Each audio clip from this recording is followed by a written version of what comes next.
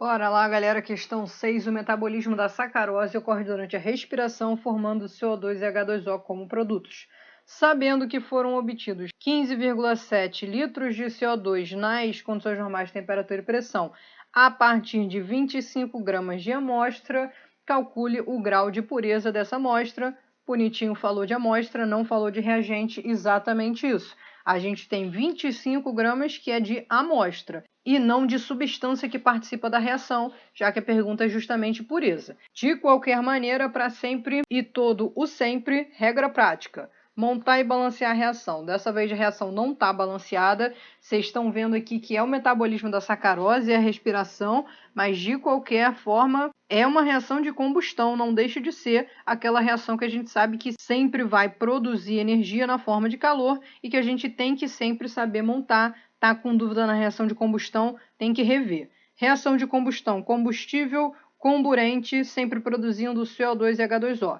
Para balancear, aqui a gente tem 1 mol da sacarose, que tem 12 carbonos. Se aqui a gente tem 1 carbono, precisamos então produzir 12 CO2 para a quantidade de carbono dar certinha. Temos 22 átomos de hidrogênio e aqui a gente só tem 2, então preciso colocar um coeficiente 11 aqui para a quantidade de hidrogênio dar certinha. Já para a quantidade de oxigênio, a gente tem 12 vezes 2 aqui, mais os 11 de lá, 35 oxigênios. Então, no final, a gente tem que ter 35 também. Já tem 11 aqui da sacarose, então está faltando 24 oxigênios. Então, precisamos colocar um 12 aqui para a reação estar balanceada corretamente. Balancei a reação, vou fazer a proporção molar. Como eu leio isso daqui? Eu tenho 1 mol da sacarose, que reage com 12 mol do O2 para produzir 12 mol do CO2 e 11 mol de H2O.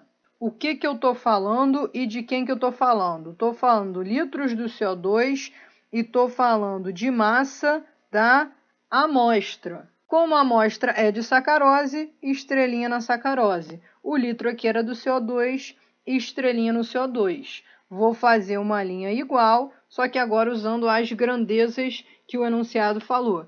Litros para CO2, então aqui CO2 tem 12 mol de CO2. Eu sei que cada mol na ICNTP vai ser 22,4 litros, 12 vezes 22,4 litros. Já para a sacarose, a informação está em massa. Preciso fazer a massa molar para a sacarose, é a trabalheira que esse exercício dá.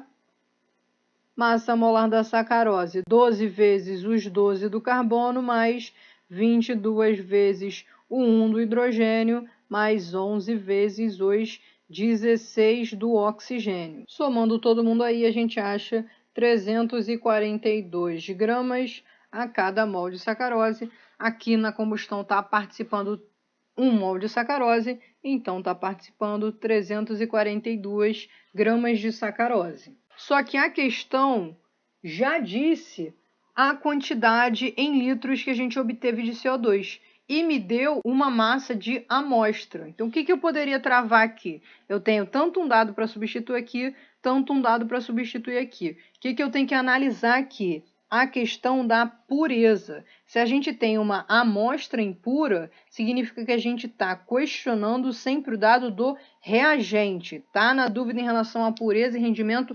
Volta lá na explicação teórica para fixar. Se a gente tem um reagente impuro, eu estou questionando esse 25 gramas de amostra. Então, eu não vou usar ele na minha estequiometria. Eu vou usar o 15,7 litros de CO2, que eu sei que foi a quantidade que foi produzida. Então, 342 está para 12 vezes 22,4, assim como 15,7 litros vão estar para X. X vai ser exatamente 15,7 vezes 342. Tudo isso divididos por 12 vezes 22,4. X deu, então, aproximadamente 20 gramas de sacarose. Só que o que a gente já sabe desde o início? A gente sabe que ele colocou 25 gramas da amostra. Dessas 25 gramas de amostra, 20 gramas é o que participou da reação, então 20 gramas é a quantidade de sacarose que tem naquelas 25 gramas de amostra.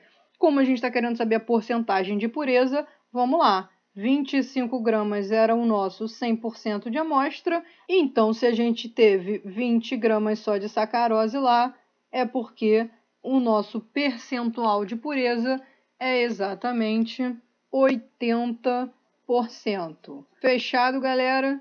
Então, bora para 7 para fechar essa lista.